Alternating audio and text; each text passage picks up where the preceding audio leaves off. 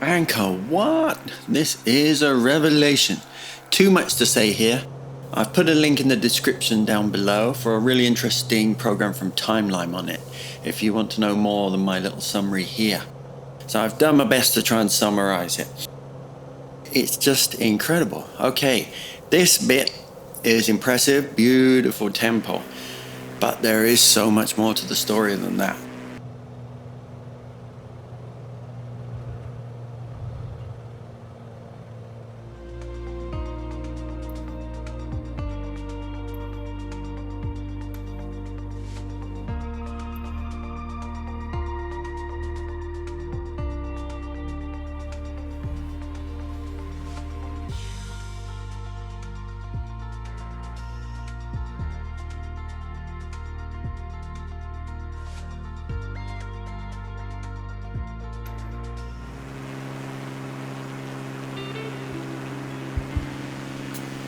It took 500 years to reach its peak in the 13th century, and it was abandoned just 100 years later.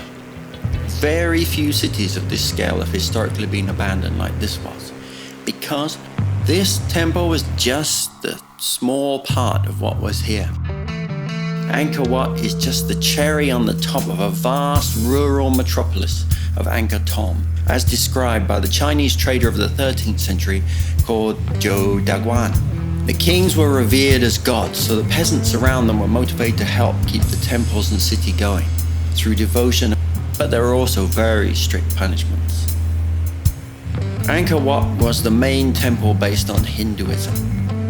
The towers shaped like lotus flowers represent where the Hindu gods lived, and the moat, this square moat all around it, represents the oceans that surround Mount Meru, the home of the Hindu gods.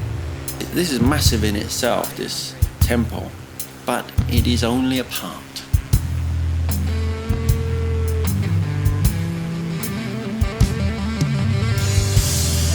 The second square visible here is the city of Angkor Thom. This was as large as Westminster in London is now, but it was surrounded by many villages with temples, making an enormous rural metropolis.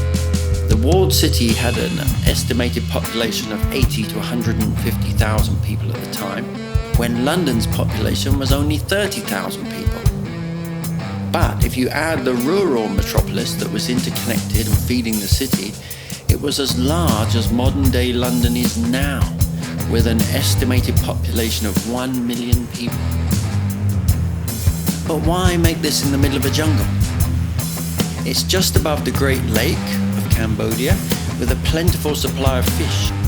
But also, as Cambodia has a difficult climate which is dry for most of the year, then is flooded by strong downpours in the rainy season. So, NASA found in the 90s, using their radar that can see through vegetation, evidence of this vast urban metropolis, with the huge systems of canals and pools all coming from the Great Lake.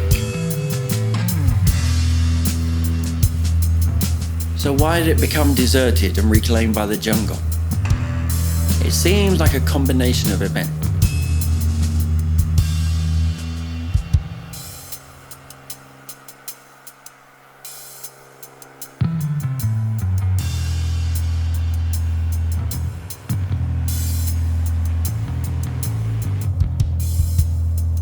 Their traditional enemy was Vietnam, but as Siam grew, they had wars with the expanding Thais.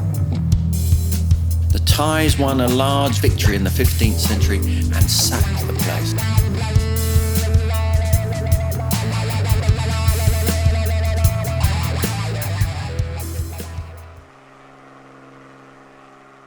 But usually that's not enough to make a whole city become abandoned, historically speaking.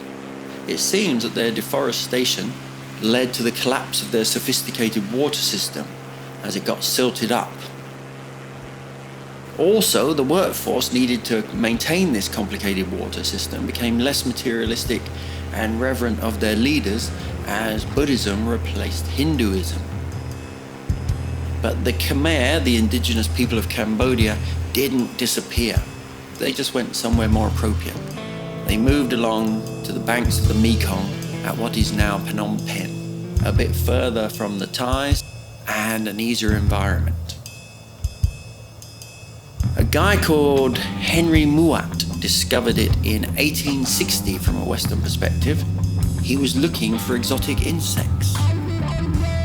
At that time, it was largely uninhabited and run down.